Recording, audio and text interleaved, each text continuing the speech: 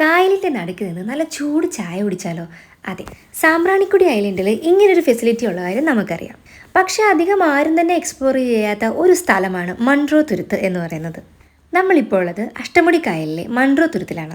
ഇടതൂർന്ന് നിൽക്കുന്ന മാൻഗ്രോവ് ഫോറസ്റ്റിനുള്ളിൽ കൂടിയുള്ള ഈ ഒരു ബോട്ട് യാത്ര ഭയങ്കര രസമുള്ള അനുഭവമാണ്. മൺട്രോ തുരുത്തിൽ നമ്മൾ താമസിച്ചിരുന്ന ഹോട്ടലിൽ നിന്നും റെന്റിനെടുത്താണ് നമ്മൾ ബോട്ട് സവാരിക്ക് പോകുന്നത്. 2 മണിക്കൂർ എടുത്ത് കായൽ കാഴ്ചകൾ കണ്ടുവരുന്ന ഒരു ചെറിയ ട്രിപ്പാണിത്.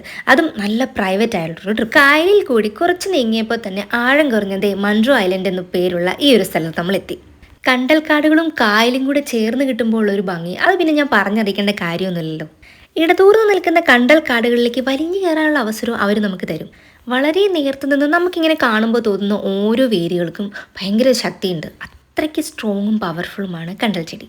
കടലിനോട് ചേർന്ന് കിടക്കുന്ന ഒരു തീരപ്രദേശമായിട്ടുള്ള ഈ ഒരു സ്ഥലത്തെ സംരക്ഷിക്കുന്നതിൽ ഏറ്റവും പ്രധാന പങ്ക് വഹിക്കുന്നത് ഈ കണ്ടൽക്കാടുകൾ തന്നെയാണ്. വേലിയേറ്റങ്ങളും സുനാമി പോലുള്ള പ്രകൃതിക്ഷോഭങ്ങളും ഒക്കെ തടയാൻ ഈ കണ്ടൽക്കാടുകൾ വളരെയധികം സഹായിക്കുന്നു. അങ്ങനെ നമ്മൾ അവിടെ നിന്നും പിന്നെ പോകുന്നത് വളരെ പഴക്കം ചേർന്ന ഒരു ഡച്ച് പള്ളിയിലേക്കാണ്. നമ്മുടെ പൊന്മാൻ സിനിമയിൽ ക്ലൈമാക്സ് ഷൂട്ട് ചെയ്തിരിക്കുന്ന ഒരു പള്ളിയിലെ അതാണ് ഇത്. 1878 ഈ പള്ളി ഇവിടെ സ്ഥാപിതമാകുന്നത്. ഇവിടുത്തെ ആളുകൾ ജാതി മതമൊന്നും അങ്ങനെ നോക്കാറില്ലത്രേ. കാരണം ഈ കരയിൽ കൂടുതലുള്ളത് ഹിന്ദു വിഭാഗത്തിൽപ്പെട്ട ആൾക്കാരാണ്. ഇവിടുത്തെ പെരുന്നാൾ നടത്തുന്നത് പോലും അവരുടെ കാർമ്മികത്വത്തിലാണ്. ഈ നാട്ടിൽ ഞാൻ പിന്നെ കണ്ടൊരു പ്രത്യേകത എന്ന് പറയുന്നത് പരസ്പരമുള്ളൊരു സ്നേഹമാണ്. ഈ കണ്ടൽ ചെടികൾ എങ്ങനെ ഉണ്ടാവുന്നത് എന്നുള്ള ചോദ്യത്തിന് ഉത്തരമാണ് ഈ കാണുന്നത്.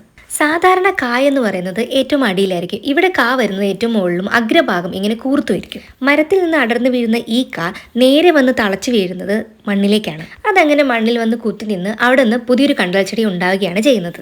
ഈ ഒരു യാത്രയിൽ എനിക്ക് കിട്ടിയ ചെറിയ ചെറിയ അറിവുകളാണ് ഇതെല്ലാം. കായലിൽ നിന്നും മെല്ലെ ഞങ്ങളിത് ഇടവഴികളിലൂടെയൊക്കെ കടന്നു പോവുകയാണ്.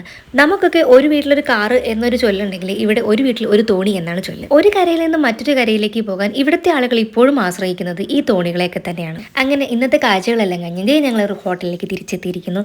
ഹോട്ടലിലെ വിശേഷങ്ങളും ഡീറ്റെയിൽസ് എല്ലാം മറ്റൊരു വീഡിയോയിൽ ഞാൻ ഷെയർ ചെയ്യുന്നതാണ്.